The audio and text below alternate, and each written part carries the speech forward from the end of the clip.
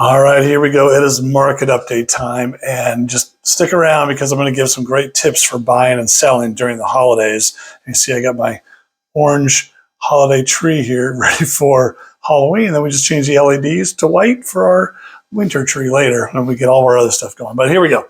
Market update time. Don't waste any time with this stuff.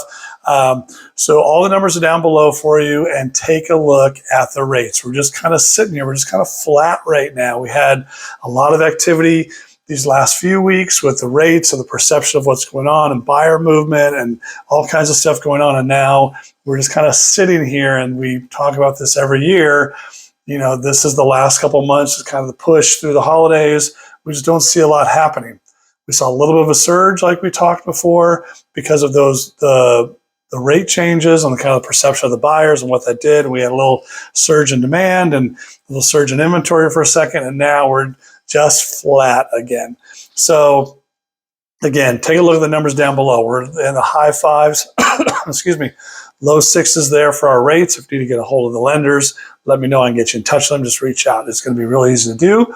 But what I want you to start thinking about is we are at, like, the MAI is just kind of sitting there. I think it's dropped a point. Inventory has dropped a couple of units. You know, demand is kind of flat right now. But what we are seeing, though, in this time of the year, a lot of people, year after year after year, I've heard, this is the best time for buyers to go get a home. And then I hear, this is the best time for the sellers to go get a home. Well, which is it?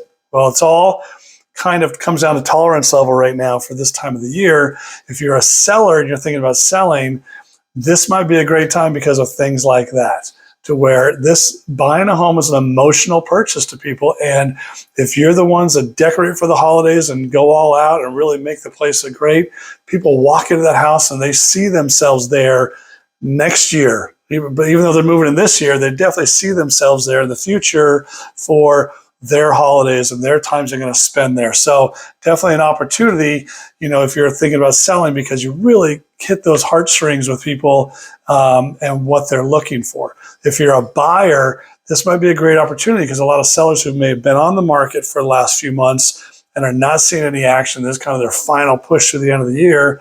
Sellers may be willing to give some concessions or put some deals together to get out of there. But again, for both sides, you're going to have to think, is this the time you really want to move? And I've told the story over and over again how a few years ago in the same week, in Thanksgiving week, I had 3 closings, 2 buyers and a seller, and it worked out.